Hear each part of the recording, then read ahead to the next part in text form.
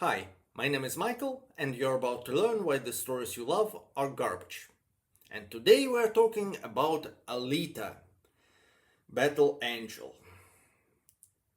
This movie is based on comics that I haven't read and so won't discuss. The only thing I'd like to mention is that sometimes it feels like the movie tries to squeeze a much longer story into just 2 hours and chooses the wrong parts. I don't know, that's just an impression. A quick recap of the premise. Alita takes place in a distant future where having cybernetic parts is just normal, while looking for discarded but still usable parts in a scrapyard, Dr. Ido finds a girl, or rather her core, which is basically a heart and a brain. In this universe, while those two parts are intact and connected, the person is still alive, kind of like a vampire. Anyway, he had this really thick neck, and all I had was a little X-Acto knife. Ido gives that girl a body and names her, surprisingly, Alita. There are plenty of problems with the story in general, but what I think is the most prevalent one is that the movie routinely ignores what makes sense in this world and instead puts in something that kinda seems cool. And even that cool stuff is actually a rehash of what we've seen multiple times in other stories. Let's start small. I'm, of course, perfectly aware that movies frequently treat laws of physics as kind of suggestions. But there is such a thing as too much. This is too much. Note that this boy, forgot his name, is not a cyborg. At least it doesn't seem like he is, and in this world, cyborgs are pretty obvious. He is also not a superhero or anything like it, so after that flip, he should have multiple broken bones at the very least. Instead, he doesn't even have a concussion. The flip itself kinda looks cool, but makes no sense at all. It gets worse. The next on our list is world building, which isn't the most important part of the story, and I can usually forgive some issues with it, but again, this is too much. The story pushes hard for this post-apocalyptic aesthetic. There is an elite-only flying city, Zalem, and the rest of humanity lives in slums surrounding the scrapyard on the Zalem. There is mention of a war happening 3 centuries ago, called the Fall for whatever reason, which I guess qualifies as cool.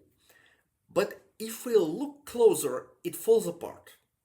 Dr. Ido lives in a mansion, seemingly alone.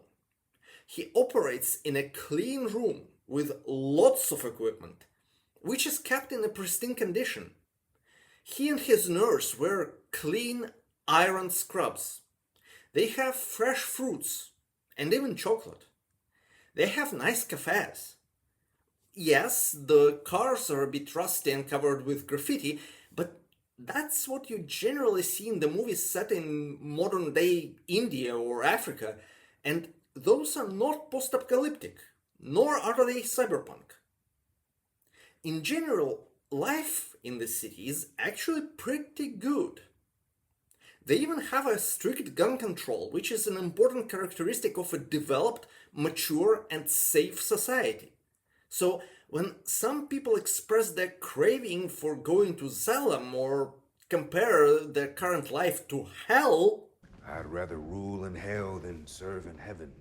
I kinda wonder why. What's so wrong with how you live now?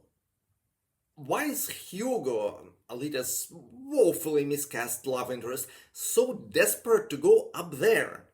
When we see his room, it's a bit cluttered, but bright and spacious. By the way, we're first told that nobody goes to Zalem, that's the rule, but then it's casually dropped that once in a year somebody who wins at a sporting event goes to Zalem.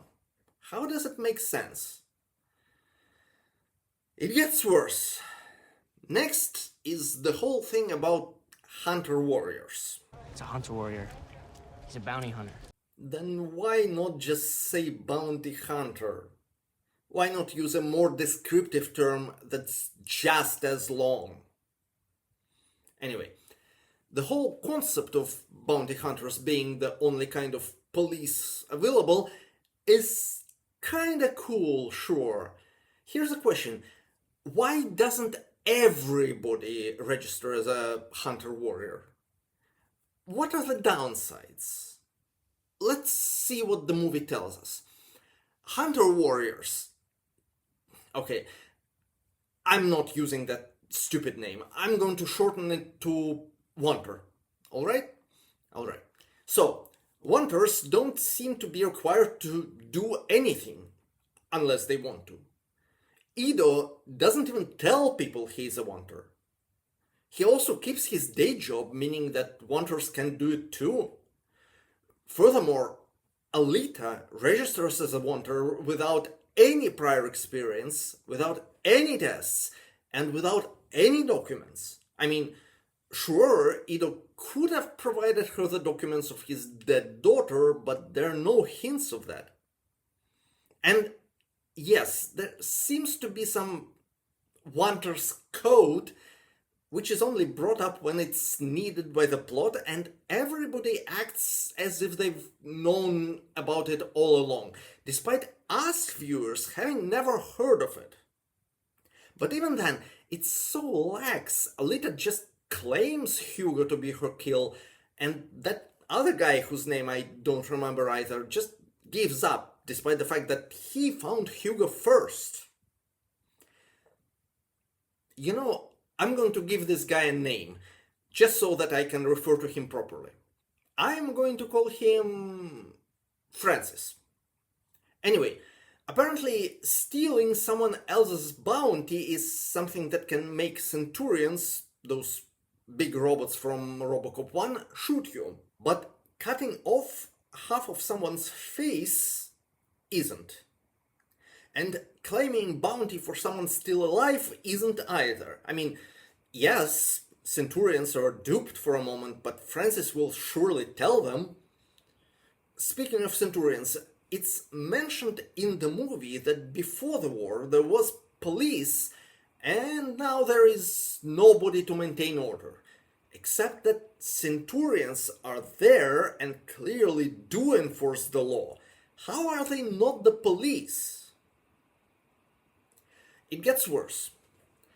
There is this Wanters bar that Alita visits in order to recruit other Wanters. And she makes this passionate speech about how they should all unite against a common enemy. Against our common enemy, Gruishka. Cool.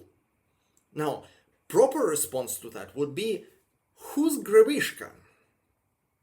Because there is no indication that they know him. There is no bounty on him. It's not a small village where everyone knows everyone.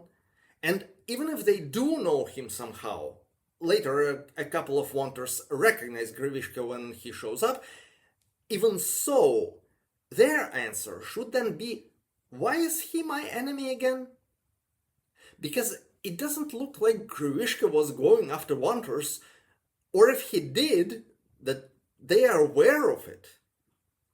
But the story is so caught up in setting a cool fight scene, it completely fails to control the flow of information, meaning who knows what and how.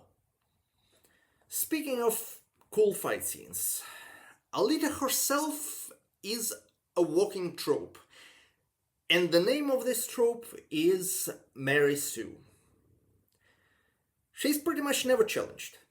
She starts playing Motorball, a game she never tried before, and by the end of the first game she is the best, without anyone even explaining the rules to her.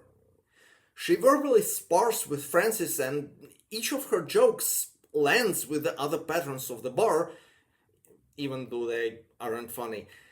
She then spars with him physically and beats him up without trying.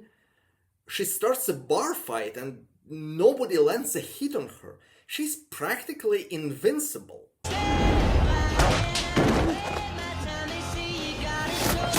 Yes, her body gets shredded by Gruishka, which is absolutely painless for her, and she gets a cooler body instead. And at the very end, she loses Hugo, which would count as a failure if he wasn't so bland. Even if you don't think he is bland, it's too little too late. Then there are multiple instances when people say things that make no sense just to advance the plot or, again, to sound cool. Is it true? Ellie, you don't understand. The correct answer is no. This is dangerous. We have to get down now. Correct phrase, you will be killed right now. She knows about the defensive ring, she just had her memory of them restored. Looks like she's a little older than you thought. Except Ido literally said earlier that Alita is really 3 centuries old. And then there is the final shot. Basically, the system, personified by Edward Norton, just killed Hugo, whom Alita had hopes for. Now she's about to become a champion of that very system. Are we supposed to cheer? Apparently we are. And that's really sad. That's all I have to say. We'll see you next time. Bye.